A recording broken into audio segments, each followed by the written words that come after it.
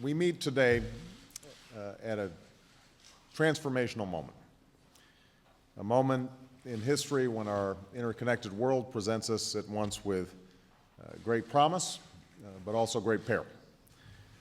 Now, over the past 4 months, my administration has taken decisive steps to seize the promise and confront these perils. We're working to recover from a global recession while laying a new foundation for lasting prosperity. We're strengthening our armed forces as they fight 2 wars. At the same time, we're renewing American leadership to confront unconventional challenges, from nuclear proliferation to terrorism, from climate change to pandemic disease. And we're bringing to government and to this White House unprecedented transparency and accountability and new ways for Americans to participate in their democracy. But none of this progress would be possible, and none of these 21st century challenges can be fully met without America's digital infrastructure, the backbone that underpins a prosperous economy and a strong military and an open and efficient government. Without that foundation, we can't get the job done. It's long been said that the revolutions in communications and information technology have given birth to a virtual world. But make no mistake, this world, cyberspace, is a world that we depend on every single day. It's our hardware and our software, our desktops and laptops and cell phones and BlackBerries that have become woven into every aspect of our lives. It's the broadband networks beneath us and the wireless signals around us, the local networks in our schools and hospitals and businesses, and the massive grids that power our nation. It's the classified military and intelligence networks that keep us safe, and the World Wide Web that has made us more interconnected than at any time in human history. So cyberspace is real, and so are the risks that come with it.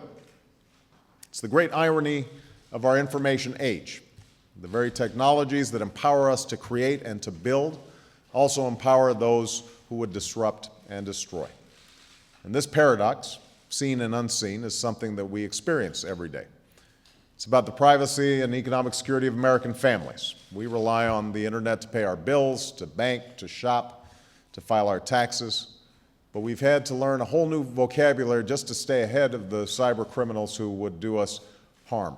The spyware and malware and spoofing and phishing and botnets. Millions of Americans have been victimized, their privacy violated, their identities stolen, their lives upended, and their wallets emptied. According to one survey, in the past 2 years alone, cybercrime has cost Americans more than $8 billion. I know how it feels to have privacy violated, because it has happened to me and the people around me. It's no secret that my presidential campaign harnessed the internet and technology to transform our politics.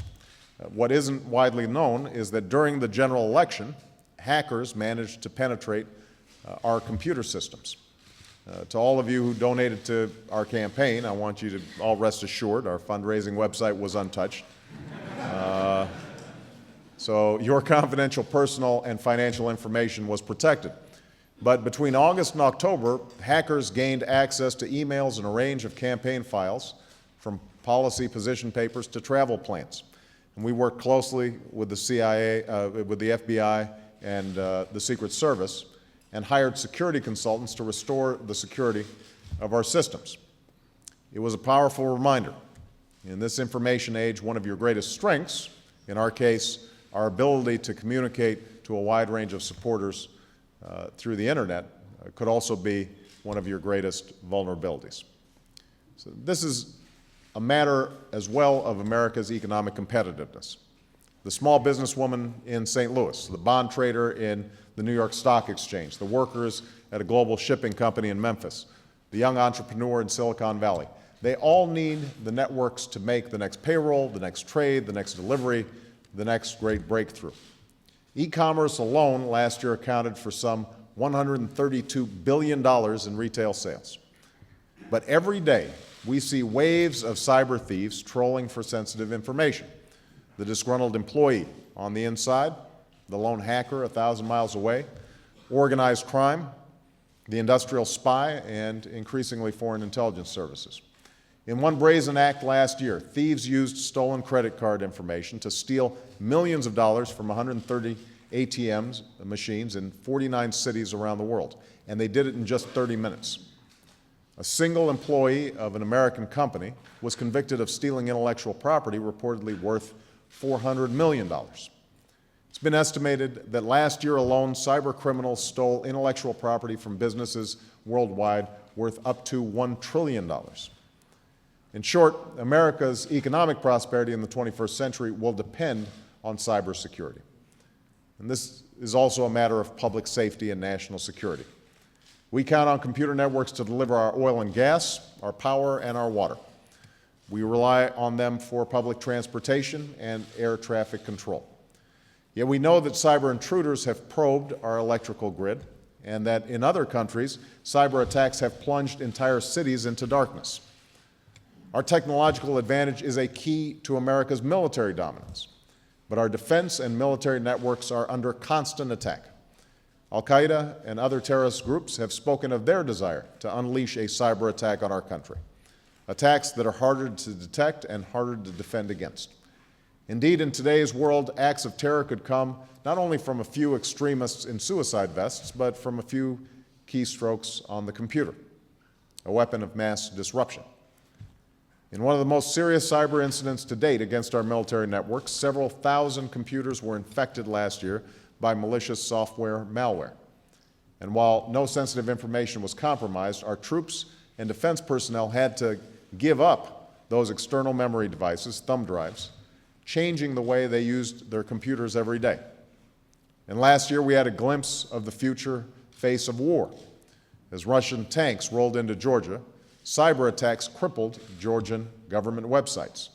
The terrorists that sowed so much death and destruction in Mumbai relied not only on guns and grenades, but also on GPS and phones using voice over the internet.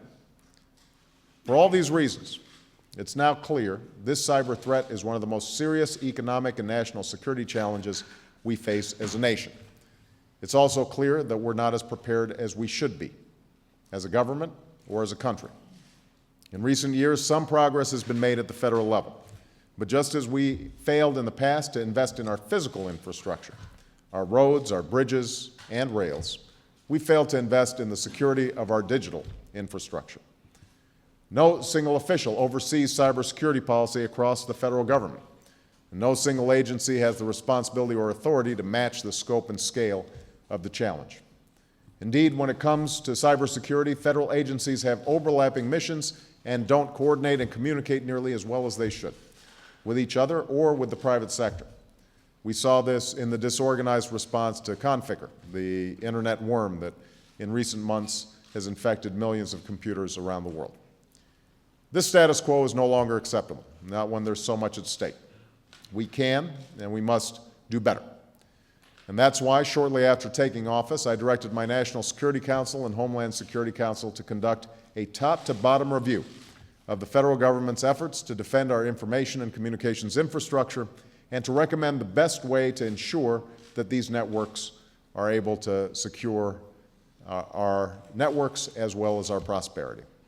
And our review was open and transparent. I want to acknowledge Melissa Hathaway, who is here, who is the acting senior director for cyberspace on our National Security Council, who led the review team, as well as the Center for Strategic and International Studies Bipartisan Commission on Cybersecurity, and all who were part of our 60-day review team. They listened to a wide variety of groups, many of which are represented here today, and I want to thank for their input. Industry and academia, civil liberties and privacy advocates. We listened to every level and branch of government, from local to state to federal, civilian, military, homeland, as well as intelligence, Congress, and international partners as well. I consulted with my national security teams, my homeland security teams, and my economic advisors. Today, I'm releasing a report on our review and can announce that my administration will pursue a new, comprehensive approach to securing America's digital infrastructure. This new approach starts at the top with this commitment from me.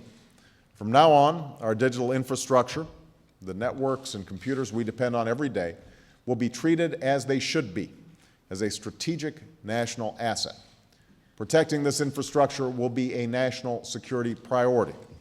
We will ensure that these networks are secure, trustworthy, and resilient. We will deter, prevent, detect, and defend against attacks and recover quickly from any disruptions or damage. To give these efforts the high-level focus and attention they deserve, and as part of the new single national security staff announced this week, I'm creating a new office here at the White House that will be led by the Cybersecurity Coordinator. Because of the critical importance of this work, I will personally select this official. I'll depend on this official in all matters relating to cybersecurity, and this official will have my full support and regular access to me as we confront these challenges. Today, I want to focus on the important responsibilities this office will fulfill, orchestrating and integrating all cybersecurity policies for the government, working closely with the Office of Management and Budget to ensure agency budgets reflect those priorities, and in the event of major cyber incident or attack, coordinating our response. To ensure that federal cyber policies enhance our security and our prosperity, my cybersecurity coordinator will be a member of the National Security Staff as well as the staff of my National Economic Council. To ensure that policies keep faith with our fundamental values, this office will also include an official with a portfolio specifically dedicated to safeguarding the privacy and civil liberties of the American people. There's much work to be done, and the report we're releasing today outlines a range of actions that we will pursue in 5 key areas. First, working in partnership with the communities represented here today, we will develop a new comprehensive strategy to secure America's information and communications networks. To ensure a coordinated approach across government, my cybersecurity coordinator will work closely with my Chief Technology Officer, Anish Chopra, and my Chief Information Officer, Vivek Kundra. To ensure accountability in federal agencies, cybersecurity will be designated as one of my key management priorities. Clear milestones and performance metrics will measure progress, and as we develop our strategy, we will be open and transparent, which is why you'll find today's report and a wealth of related information on our website, www.whitehouse.gov. Second, we will work with all the key players, including state and local governments and the private sector, to ensure an organized and unified response to future cyber incidents.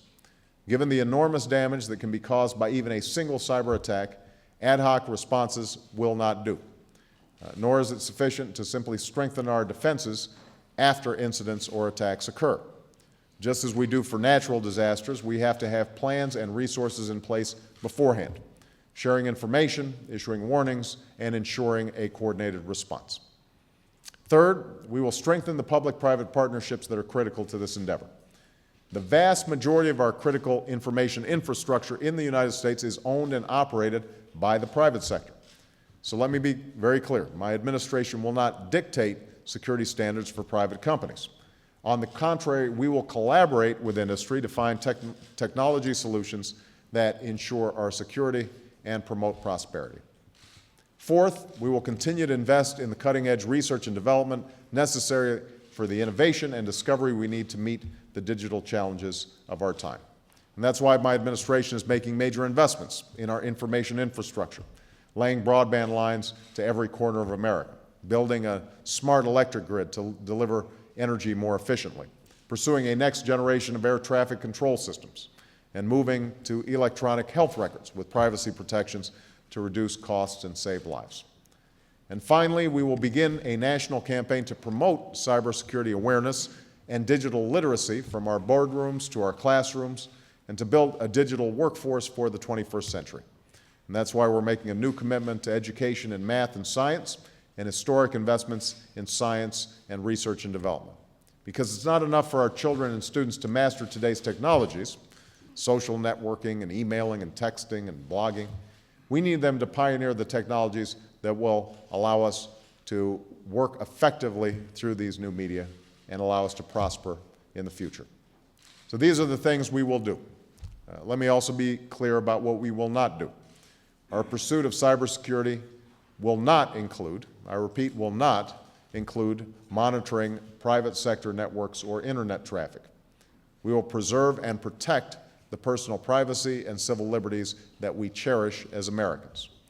Indeed, I remain firmly committed to net neutrality so we can keep the Internet as it should be, open and free. The task I have described will not be easy. Some 1.5 billion people around the world are already online, and more are logging on every day. Groups and governments are sharpening their cyber capabilities. Protecting our prosperity and security in this globalized world is going to be a long, difficult struggle, demanding patience and persistence over many years. But we need to remember, we're only at the beginning. The epics of history are long.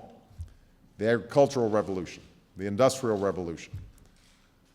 By comparison, our information age is still in its infancy. We're only at Web 2.0. Now our virtual world is going viral, and we've only just begun to explore the next generation of technologies that will transform our lives in ways we can't even begin to imagine. So a new world awaits, a world of greater security and greater potential prosperity, if we reach for it, if we lead. So long as I'm President of the United States, we will do just that. And the United States, the nation that invented the Internet, that launched an information revolution, that transformed the world, will do what we did in the 20th century and lead once more in the 21st. Thank you very much, everybody. Thank you.